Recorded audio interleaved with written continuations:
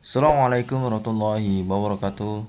Selamat pagi, selamat bertemu kembali di Prealorcon Channel.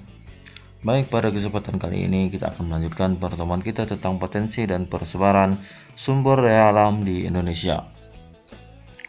Kita akan bahas berbagai macam sumber daya alam Indonesia ya, serta bagaimana di mana saja persebaran terdapat di Indonesia. Ini merupakan pertemuan kedua yang lanjutan dari materi yang kemarin sebelumnya tentang klasifikasi sumber daya alam. Oke, langsung saja.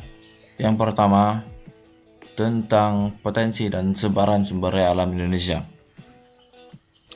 Kita awali dengan pembahasan yang pertama, bahwa setiap wilayah Indonesia ini memiliki karakteristik alam yang berbeda. Tentunya karakteristik ini disebabkan oleh berbagai macam faktor. Yang pertama adalah faktor morfologi. Ini berkaitan dengan ketinggian tempat, ya, dataran tinggi, dataran rendah, ya, pegunungan, bukit dan lain-lain, ya, akan berpengaruh terhadap potensi alamnya nanti ya. Kemudian iklim, kondisi geologis dan geografisnya. Kondisi geologis Indonesia yang dilalui oleh lempeng tektonik. Kita dilalui oleh 3 jenis lempeng ya. Lempeng Samudra Pasifik ya, dari arah Filipina sana, Maluku ya. Kemudian lempeng Indo-Australia dari bawah. Kemudian dari sebelah baratnya dilalui oleh lempeng Eurasia ya, yang masuk dari Aceh, dari Sumatera, menusuk sampai ke Bali ya, Jawa, Bali ya. Kondisi ini ya sangat berpengaruh terhadap pembentukan gunung api. Di mana gunung api inilah yang akan memberikan banyak keuntungan dan kerugian ya. Salah satu keuntungannya itu kita akan banyak mendapat sumber daya alam ya, sangat kaya ya. Kemudian kondisi iklim negara kita sangat mendukung terbentuknya sumber daya alam ya, baik dari hutan, nanti lautan ya, dan lain-lain. Apa saja sumber daya alam yang ada di Indonesia dan bagaimana persebarannya? Yang pertama,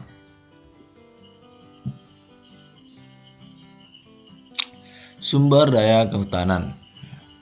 Sumber daya kehutanan ini sangat dipengaruhi oleh iklim kita ya, kondisi geografis juga ya, maupun geomorfologisnya.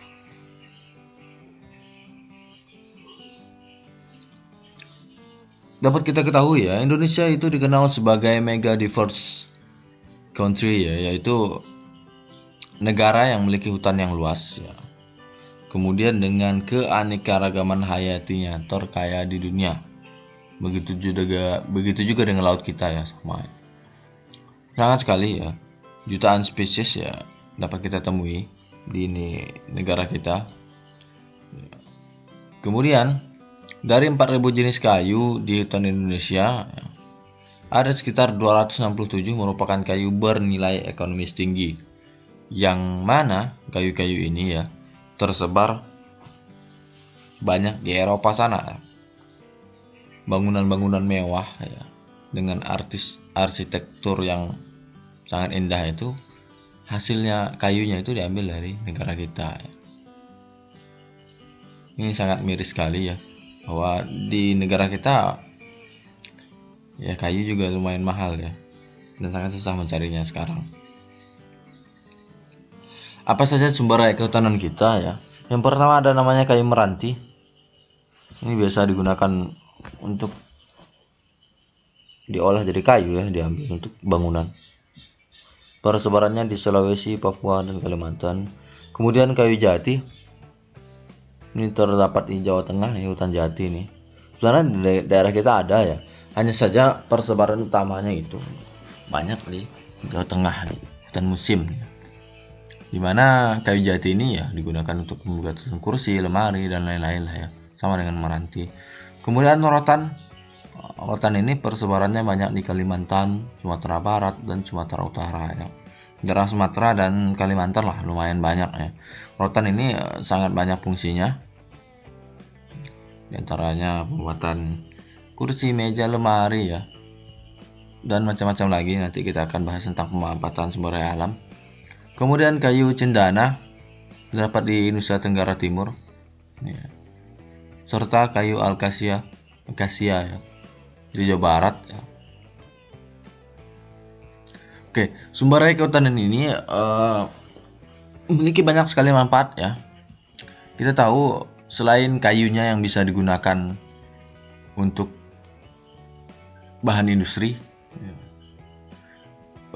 sumber daya kehutanan ini memiliki buah juga ya, yang sangat penting sekali, yang bisa digunakan sebagai obat, bahan makanan ya.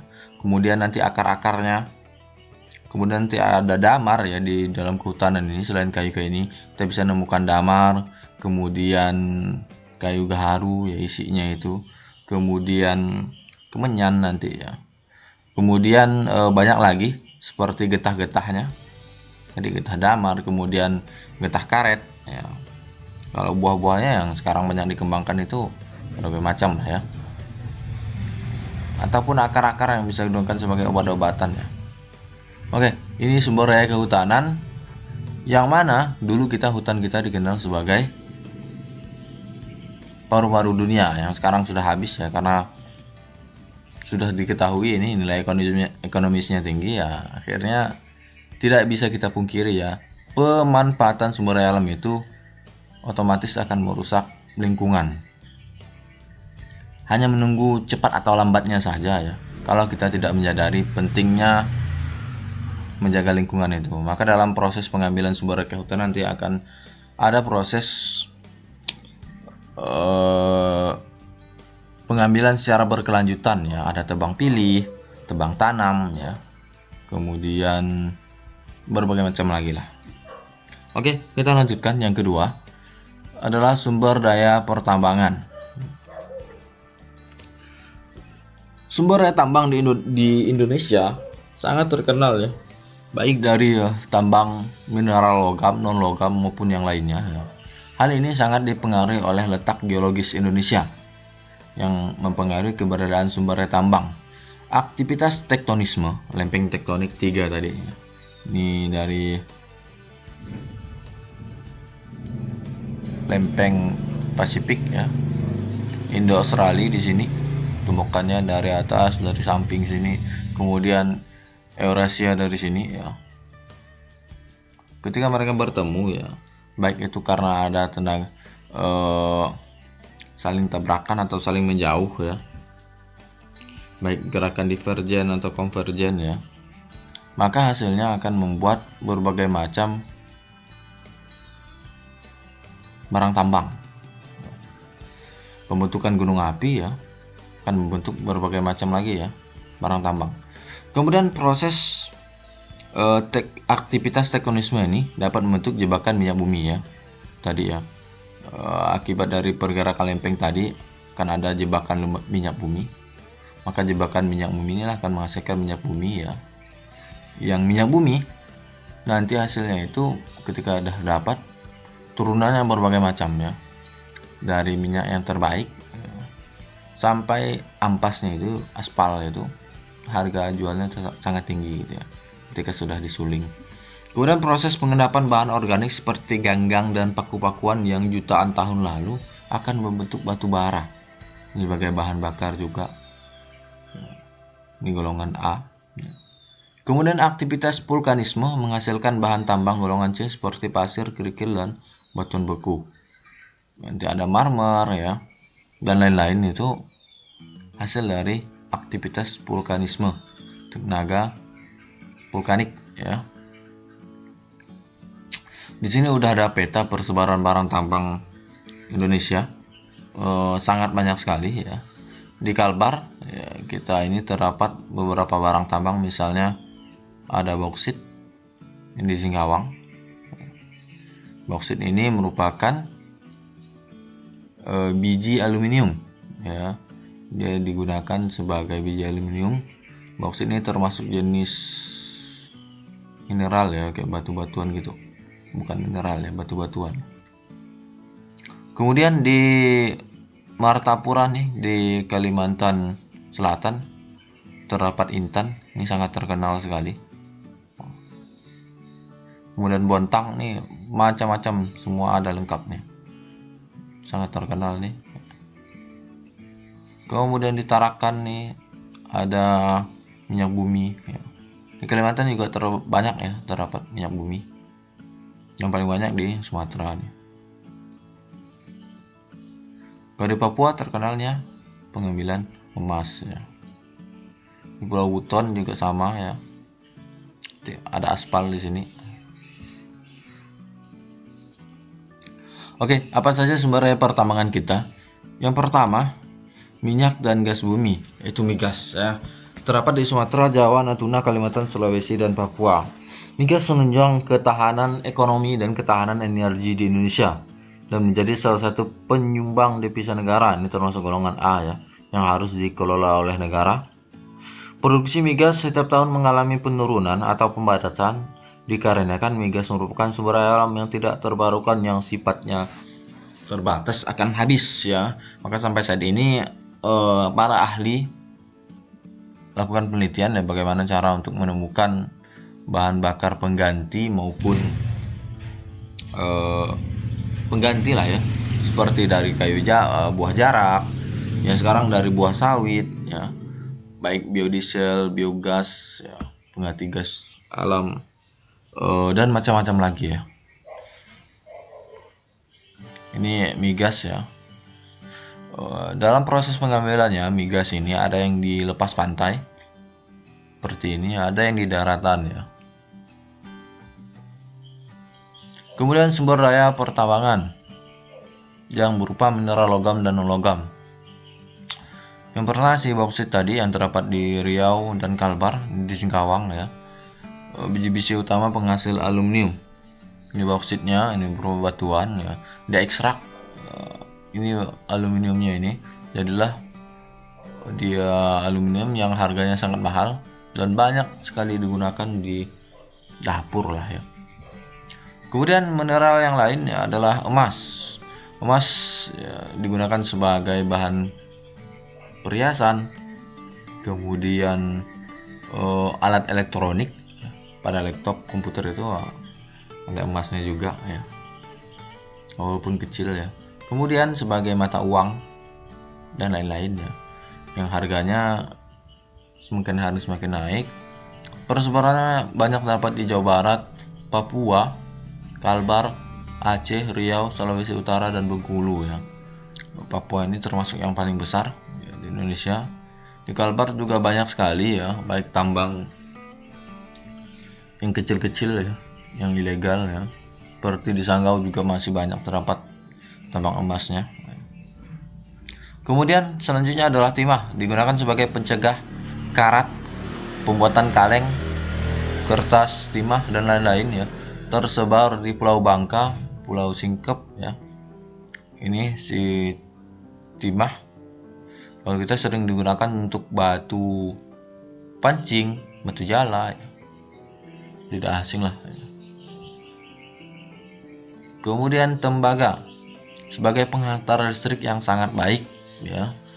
Tembaga ini memiliki nilai jual yang sangat tinggi juga ya. Tersebar di Papua, Cikotok, Wonogiri ya. Selain sebagai penghantar listrik, dia juga sebagai pelapis untuk besi ya, sama dengan timah tadi. Kemudian untuk perhiasan dan lain-lain, timah juga bisa ya. Kemudian nikel ya.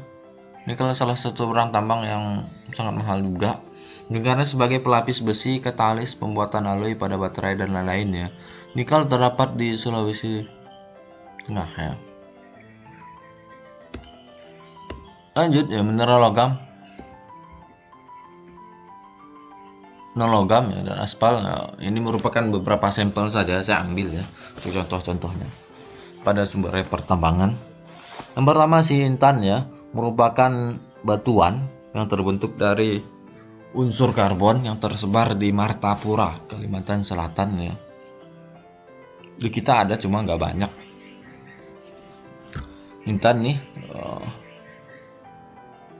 termasuk jenis perhiasan yang sangat mahal sekali ya harganya ya. Ketika udah digosok dengan kaidah tertentu jadilah dia berlian ya. Itu beda intan sama berlian. Nah, intan ini masih jenis mineral, ketika udah digosok dengan kaedahnya jadilah dia berlian, biasanya bentuknya diamond dan lain-lain. Kemudian marmer, yaitu batu kapur yang telah berubah bentuk menjadi batuan yang sangat indah setelah digosok dan licinkan. Biasanya marmer ini terbentuk akibat dari pengendapan dan panas dari bumi ya. Dia termasuk jenis batu metamorf ya. Waktu kelas 10 itu adalah kalian belajar seperti ini. Ini marmer ya, terdapat di Wajab, di Tulungagung, di Jawa ini banyak sekali. Harganya sangat mahal sekali.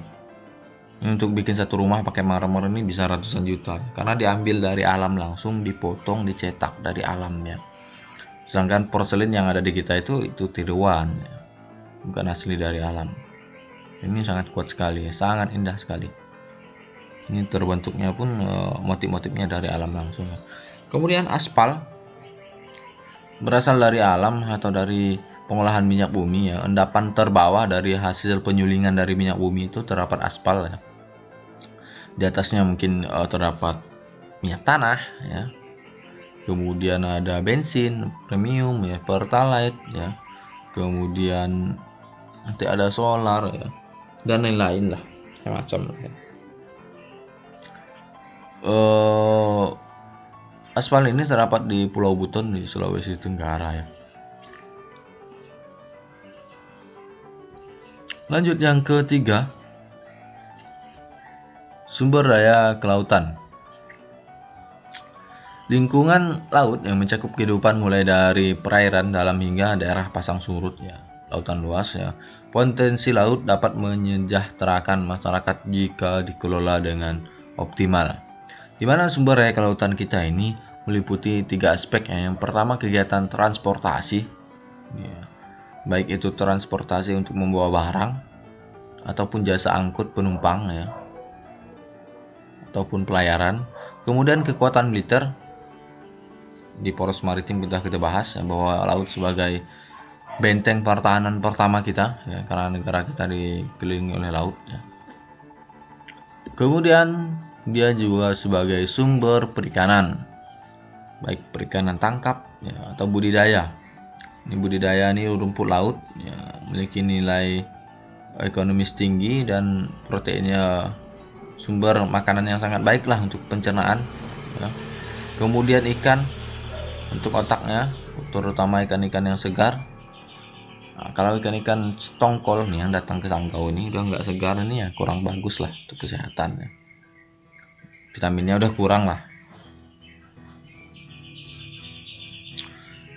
Oke, ini sumber daya kelautan ya. Udah kita bahas cukup panjang lebar di poros maritim dunia, jadi nggak perlu kita bahas terlalu dalam ya.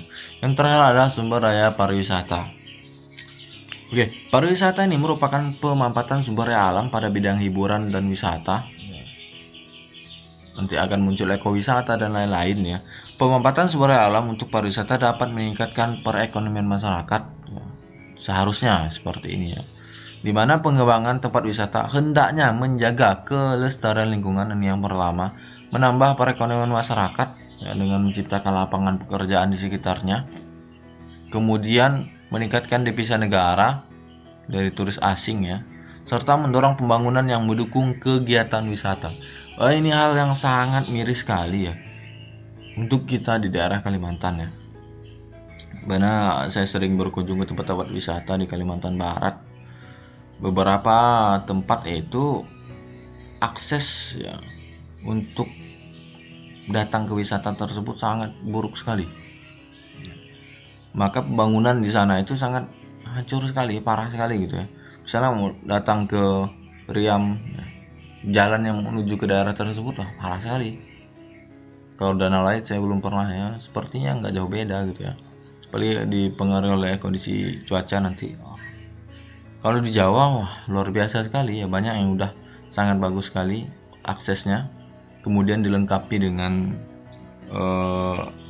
fasilitas penunjang seperti tempat penginapan, ya, hotel, kemudian transportasinya jelas di situ ya, baik itu yang mau ke pulau ya, maupun ke daerah lain ya. Jadi mendorong mempermudah dan aksesnya ketika udah baik, jadi orang tuh semakin banyak berkunjung ke daerah tersebut ya. Kalau daerah kita ya alamnya lumayan cukup banyak ya. Misalnya contoh daerah wisata kita yang ada di Kalimantan Barat ya, Danau Lait ya, kita di Sanggau nih. Kemudian Riam Dait ya di Landak, ada 7 tingkat ini. Kalau kita di Sanggau ada Saka 2, ini lumayan bagus juga ya. Kemudian Pulau Lumukutan ini di Bengkayang. Dari Samudra Indah Singkawang itu atau nyebrang ya, 1 jam. Ini salah satu tempat terumbu karang yang sangat indah sekali. Kemudian Bukit Bahu di Sanggau juga ya. Dan banyak lagi lah tempat wisata ya, yang harusnya jika dikelola dengan baik akan dapat meningkatkan perekonomian masyarakat. Oke, seperti inilah ya potensi dan persebaran sumber daya alam yang ada di Indonesia ya. Bagaimana proses pemanfaatannya nanti akan kita bahas di pertemuan selanjutnya. Jaga terus kesehatan ya, kurangi aktivitas di luar yang tidak bermanfaat ya. Terus tingkatkan imunitas diri ya. Belajar yang benar. Terus kemudian dukung terus ya channel kita, Peliharaan Channel. Terima kasih, saya Priyadi, salam lestari, salam geografi. Assalamualaikum warahmatullahi wabarakatuh.